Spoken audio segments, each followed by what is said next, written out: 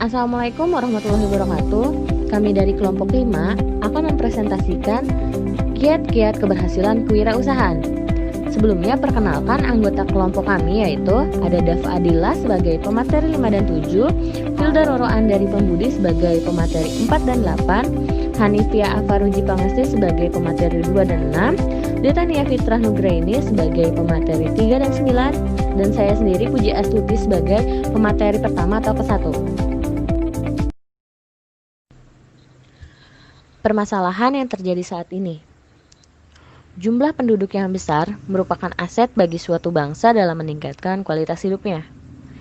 Namun demikian, laju pertumbuhan penduduk yang tidak diimbangi dengan peningkatan pada bidang lain, seperti ekonomi, dapat berakibat menyempitnya lapangan pekerjaan yang pada akhirnya akan mengakibatkan jumlah pengangguran. Meskipun kesadaran tentang perlunya pembatasan jumlah kelahiran sudah tumbuh di masyarakat kita, tetapi ledakan jumlah penduduk tetap terjadi. Permasalahan banyaknya pengangguran semakin berat ketika krisis ekonomi melanda bangsa kita. Akhirnya, untuk bertahan hidup dan menghidupi keluarganya, beberapa ibu-ibu rumah tangga bekerja apa saja untuk membantu perekonomian keluarganya.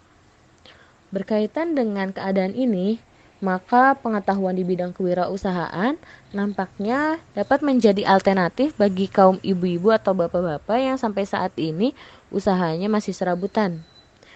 Agar dapat memperoleh penghasilan yang jelas, mapan dan terkelola dengan baik, melalui suatu usaha yang menghasilkan produk tertentu di rumah, usaha semacam ini disebut home industry atau industri rumah, yang bila nantinya berkembang, harapannya mampu menciptakan lapangan pekerjaan bagi masyarakat di sekitarnya. Wirausaha adalah orang yang pandai dan berbakat mengenali produk baru yang bermanfaat bagi masyarakat, menentukan cara produksi baru, menyusun operasi atau tindakan untuk mengadakan produk baru, memasarkan, dan mengatur permodalan operasinya.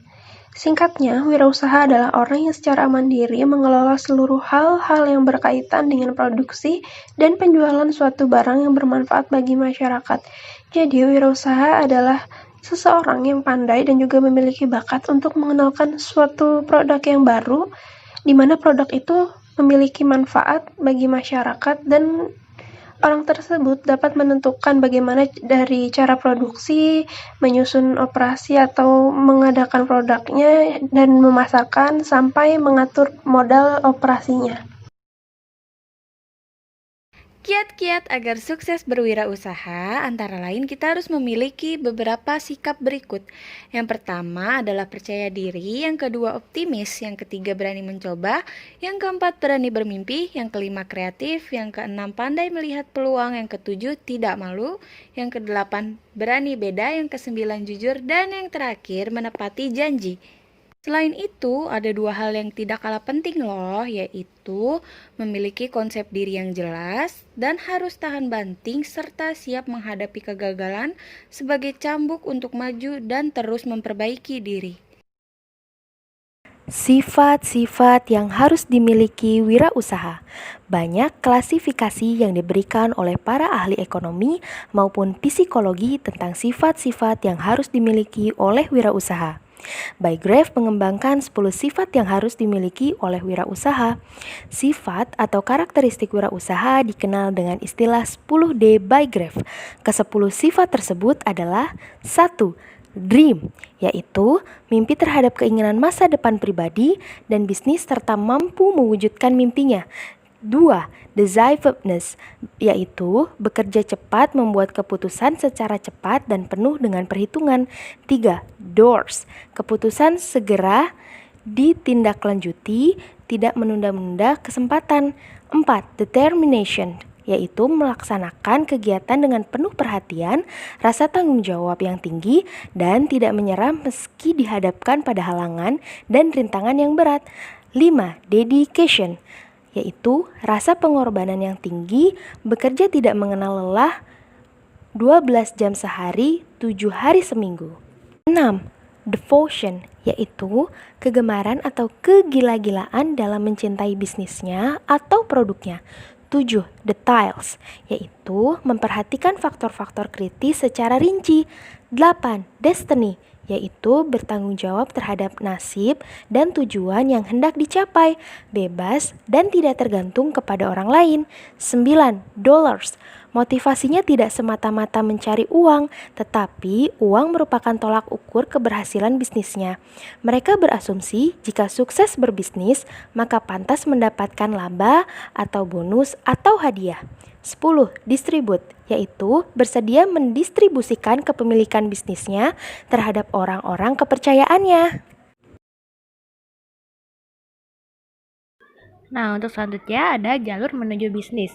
Jalur menuju bisnis ini ada 4 bagian. Nah, jalur menuju bisnis ini yang pertama ada bisnis keluarga. Bisnis keluarga yang keluarga kalian bisniskan, lalu kalian melanjutkan bisnis keluarga tersebut. Nah, yang kedua ada franchise. Franchise ini secara umum dapat diartikan sebagai sistem bisnis yang memungkinkan untuk diperjualbelikan guna mendatangkan income bagi para pelakunya. Istilah yang penting di dalam franchise ini. Yang pertama ada franchisor. Franchisor itu adalah pemilik franchise yang membuat atau menyediakan suatu sistem bisnis.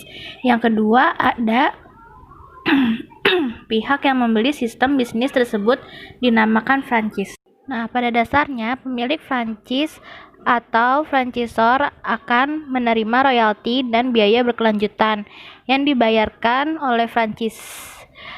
Sebagai imbalannya, franchise memperoleh penggunaan merek dagang, dukungan berkelanjutan dari franchisor, dan hak menggunakan sistem franchise untuk melakukan bisnis dan menjual produk atau layanan.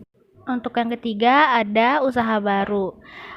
Ini seperti usaha-usaha yang dilakukan dan baru dibuat untuk menuju perbisnisan. Dan yang keempat adalah membeli bisnis. Membeli bisnis ini contohnya seperti membeli saham. Perencanaan usaha. Perencanaan usaha menggambarkan analisis dan studi kelayakan yang meliputi studi bahan baku, pengolahan, sampai dengan pemasaran suatu produk itu sendiri. Nah, bagi kita yang mau memulai usaha, perencanaan usaha ini sangat penting untuk dilakukan. Ada 2 kegiatan perencanaan. Yang pertama, kegiatan yang mencakup tugas-tugas pendiri usaha berbadan hukum. Contohnya seperti mengadakan kontrak dengan bank sebagai sumber dana, apabila dana yang bersumber dari bank. Kemudian mempersiapkan akuntan, pengacara, dan juga pengacara bila usaha kita akan dikirimkan dalam badan hukum tertentu. Yang kedua, perencanaan yang berkaitan dengan kegiatan rutin usaha. Ini seperti menyiapkan laporan keuangan bulanan, memonitor dan merevisi anggaran, alokasi waktu, produksi, dan pemasaran produk. Biasanya perencanaan ini dilakukan dalam usaha dalam skala home industry. Untuk selanjutnya ada perencanaan usaha secara awam. Perencanaan usaha ini meliputi yang pertama mempersiapkan dan merencanakan modal. Yang kedua, peralatan yang digunakan untuk produksi. Yang ketiga, prosedur baku pembuatan barang produksi. Yang keempat ada bahan baku produk, pemasok bahan baku. Yang kelima ada pelaksana, pemegang keuangan, pelaku pemasaran. Yang keenam ada menentukan jumlah barang yang akan diproduksi. Yang ketujuh ada target penjualan, sasaran konsumen, harga barang produk. Yang kedelapan ada keuntungan yang diharapkan, jalan keluar jika mengalami hambatan. Yang kesembilan ada hal-hal kecil seperti bentuk kemasan, nama produk, dan bentuk label. Yang ke-10 ada niat dan motivasi yang tinggi serta doa. Manajemen keuangan. Bagaimanapun, usaha yang berkaitan dengan penjualan suatu produk harus dikelola dengan baik, teliti, dan cermat, terutama dalam hal keuangan. Nah, contohnya, meskipun home industry dilakukan oleh seluruh anggota keluarga, tetapi pembagian kerjanya harus jelas.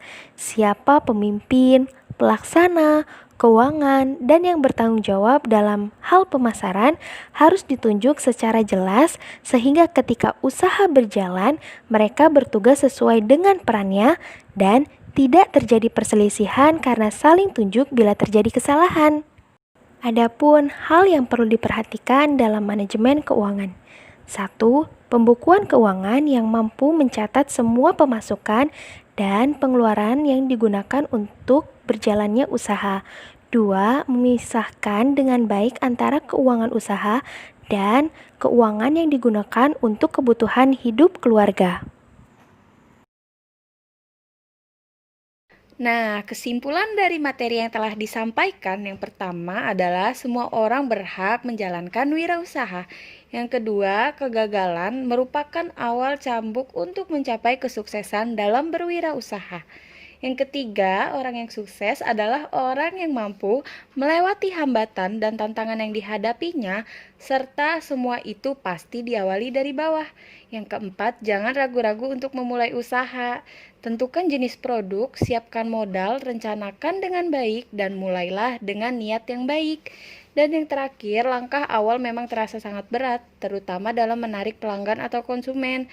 Tetapi setelah berjalan, semuanya akan kita rasakan manfaatnya.